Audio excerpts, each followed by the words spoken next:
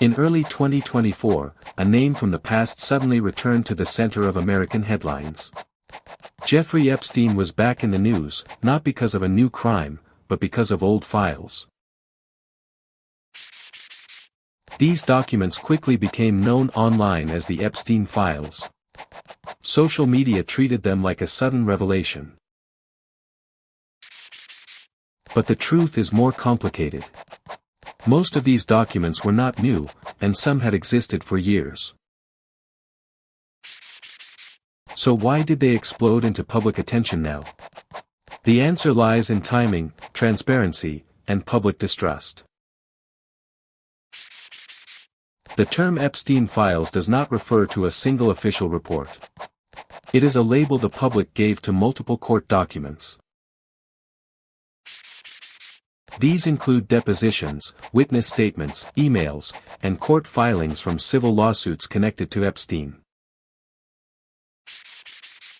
Some documents mention powerful names. This alone was enough to ignite speculation across the internet. But appearing in a document does not mean guilt. Legal records often reflect claims, not conclusions. This distinction is often lost online.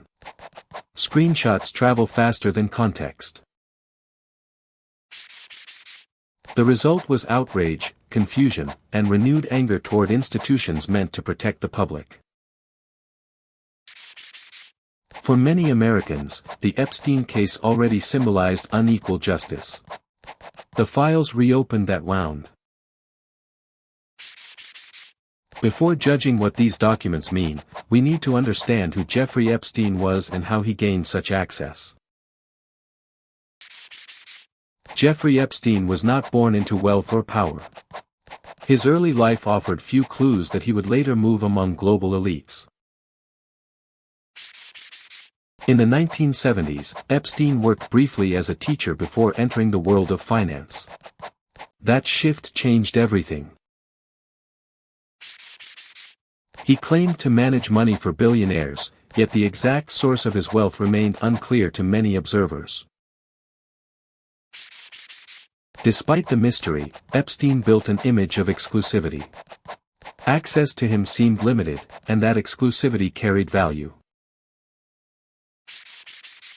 By the 1990s, Epstein owned multiple luxury properties. These locations would later become central to investigations. His Manhattan mansion placed him physically close to political and financial power. In Florida, his Palm Beach estate became the focus of early criminal complaints. And on Little St. James, a private island in the Caribbean, secrecy reached another level entirely. Epstein was frequently photographed with politicians, royalty, and business leaders. These images shaped public perception.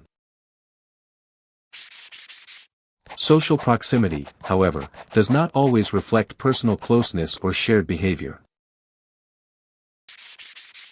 Still, Epstein's ability to move freely among powerful circles raised questions that remain unanswered. Wealth alone does not explain access. Trust, reputation, and influence played key roles. For years, Epstein remained largely invisible to the wider public. That anonymity was part of his power. To understand how his crimes continued for so long, we must examine the people closest to him. Jeffrey Epstein did not operate alone. One name appears repeatedly at the center of his private world: Ghislaine Maxwell. Ghislaine Maxwell came from wealth and international influence. Her background gave her access to elite social circles long before Epstein. She was often described as Epstein's closest associate. Witnesses later said she played an active role in his private operations. According to court testimony, Maxwell helped recruit and manage underage girls for Epstein. These actions would later become central to criminal charges brought against her by U.S. prosecutors. In 2021, Maxwell stood trial in federal court. Unlike Epstein, she would not avoid judgment. Multiple survivors testified against her. Their accounts described a pattern, not isolated incidents. The jury found Maxwell guilty on several counts related to sex trafficking of minors. She was later sentenced to 20 years in federal prison. This was one of the few moments of accountability in the Epstein saga. The trial revealed how small and controlled Epstein's inner circle truly was. It also showed how dependence and manipulation kept victims silent for years. Many expected the trial to expose others. Instead, it focused narrowly on Maxwell's actions.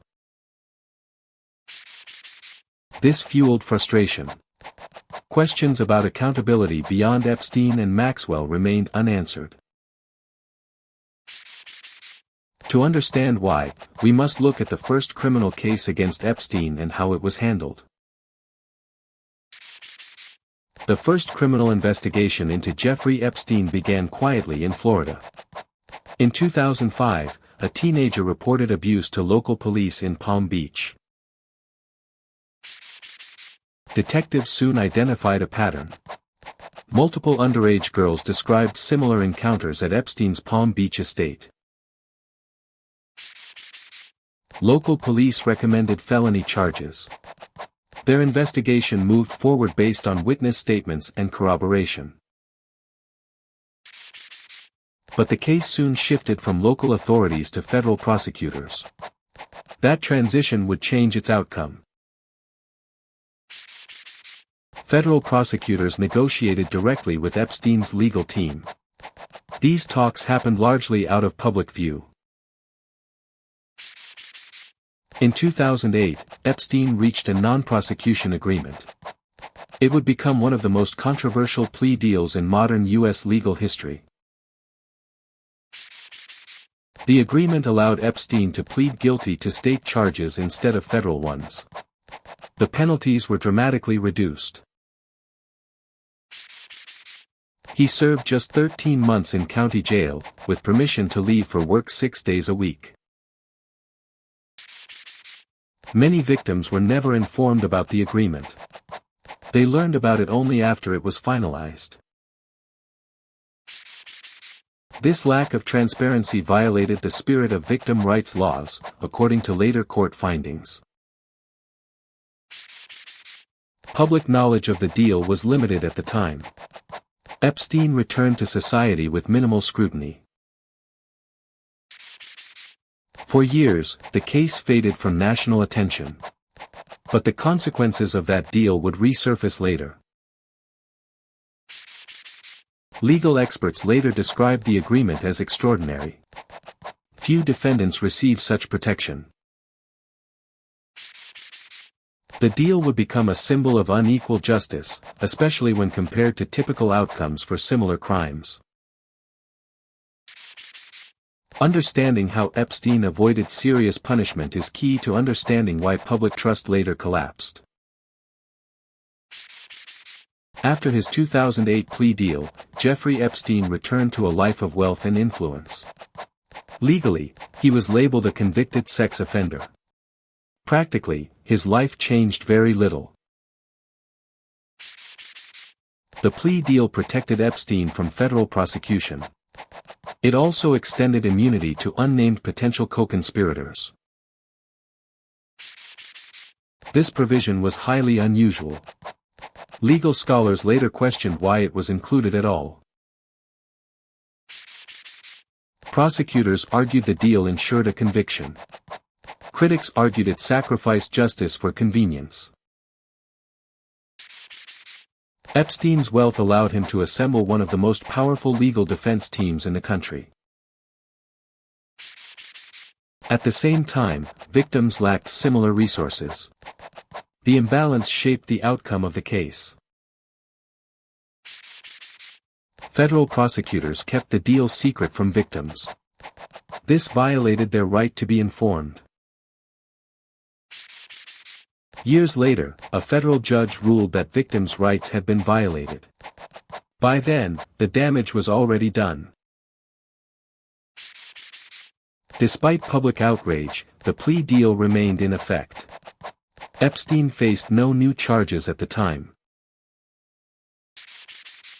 This reinforced a dangerous message: wealth and connections could bend the system. For years, Epstein continued traveling, hosting guests, and maintaining his network. Few institutions publicly questioned how such a deal was possible. Silence became part of the story. That silence would eventually break, setting the stage for Epstein's arrest years later. Certain locations and records became symbols of the Epstein case. None more famous than his private island in the Caribbean. Little St. James was privately owned by Epstein. Its isolation made it both exclusive and secretive. Survivors later described abuse occurring at multiple Epstein properties, including the island. Epstein also owned private jets. These aircraft allowed him to move frequently and discreetly. Flight logs documented who traveled on these planes. Over time, these records became public through court filings. Many well-known names appeared in the logs. Online, this was often interpreted as proof of wrongdoing. But legally, appearing in a flight log only confirms travel. It does not establish criminal conduct. This distinction is often ignored in viral discussions. Context is replaced by assumption. Some individuals named in documents publicly denied wrongdoing. Others declined to comment. Investigators focused not on who traveled, but on what could be proven in court. In many cases, evidence did not meet the threshold required for criminal charges. This gap between public suspicion and legal proof fueled frustration and conspiracy theories. The island, the jets, and the logs became symbols of secrecy rather than direct evidence. Symbols are powerful, but they can also distort understanding when separated from facts. Understanding this difference is essential before drawing conclusions about responsibility. To see how these symbols spread so quickly, we need to examine the role of media and public reaction. The phrase Epstein file suggests a single hidden archive. In reality, no such master file exists. The documents come from different civil lawsuits, depositions, and court exhibits collected over many years. Many were released gradually through court orders, not sudden leaks or whistleblowers. Some documents were sealed for years to protect privacy or ongoing investigations. When those seals expired or were lifted, the documents became public by default. The files include depositions where witnesses describe events from their perspective, not proven facts. They also include emails, travel records, and internal communications submitted as evidence. None of these documents represent a final verdict against every name mentioned. Courts determine guilt through trials and judgments, not through document mentions alone. This difference between evidence and allegation is often lost in online discussions. Understanding how legal records work helps explain why many questions remain unresolved. It also explains why the files alone cannot deliver full accountability. Accountability requires investigations, charges, and convictions beyond paperwork. To understand how these documents gained such influence, we must look at media and public reaction. Once the Epstein documents became widely accessible, media coverage intensified rapidly. Traditional journalism approached the files cautiously, verifying claims and providing legal context. Social media followed a different logic. Speed mattered more than verification. Screenshots of documents spread faster than full explanations could keep up. Names became headlines. Context became optional. This environment rewarded outrage and certainty, even when certainty was not justified. For many, the files confirmed long-held suspicions about elites and accountability. For others, the reaction itself became the story, revealing how quickly narratives form online. The Epstein files became less about evidence and more about trust in institutions.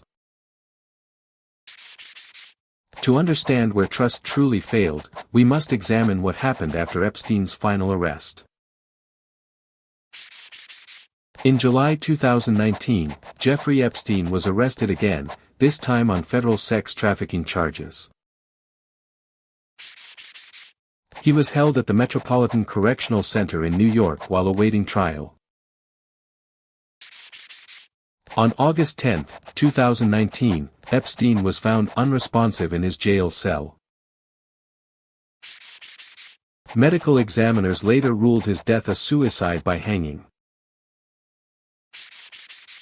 However, multiple failures were identified at the jail, including broken cameras and inattentive guards.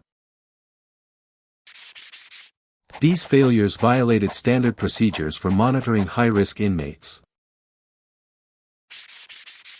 The circumstances fueled public suspicion, even though no evidence of homicide was found.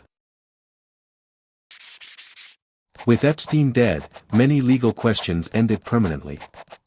For victims, that closure never came. Years after Jeffrey Epstein's death, many questions remain unanswered. Not because evidence never existed, but because accountability reached its limits. Some facts are clear. Epstein abused minors, and the system failed to stop him sooner. Other questions may never be resolved. Not every wrong leaves behind a courtroom verdict. What matters now is how society responds. If this breakdown helped you understand the case, share your thoughts, and consider liking and subscribing for more clear, fact-based stories.